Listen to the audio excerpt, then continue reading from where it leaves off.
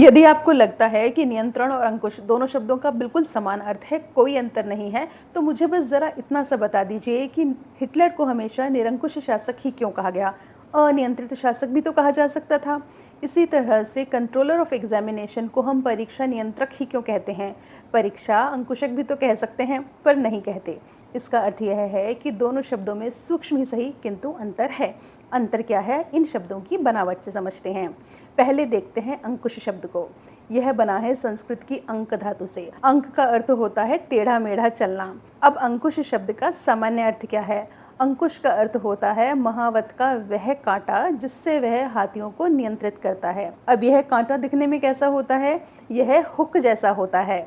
और अंक धातु का अर्थ था टेढ़ा मेढ़ा चलना। जो हुक जैसा है वह टेढ़ा मेढ़ा ही तो है, इसलिए अंक धातु से बना अंकुश शब्द, अर्थात महावतों का हाथियों को हाँकने का कांटा। अब जब हम किसी पर अंकुश लगाने की बात करते हैं तो वस्तुतः इसी अंकुश शब्द का अलंकारिक अर्थ में प्रयोग करते हैं, अर्थात यह किसी व्यक्ति की स्वेच्छाचारिता या स्वच्छंदता पर मनमानी पर रोक लगाने, प्रतिबंध लगाने के लिए काम में लिया जाता है। जिस तरह से महावत अंकुश उपकरण का प्रयोग करते हैं हाथियों को नियंत्रित करने के लिए, काबू करने के लिए। अब बात करते हैं नियंत्रण शब्द की। यह बना है संस्कृत की यंत्र धातु से।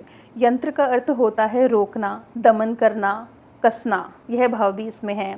जैसे पट्टी जिसे घाव पर बांधा जाता है उसे कहा जाता है यंत्रक, क्योंकि वह घाव को कस कर रखती है। इसी तरह से इंद्रियों को निग्रह करने के लिए भी इंद्रिय नियंत्रण शब्द का प्रयोग किया जाता है, अर्थात इंद्रिय जनित इच्छाओं का दमन करना चाहिए। तो इस तरह से नियंत्रण शब्द किसी को वश में रखकर, किसी को बांधकर पथ भ्रष्ट होने से रोकने का भाव देता है।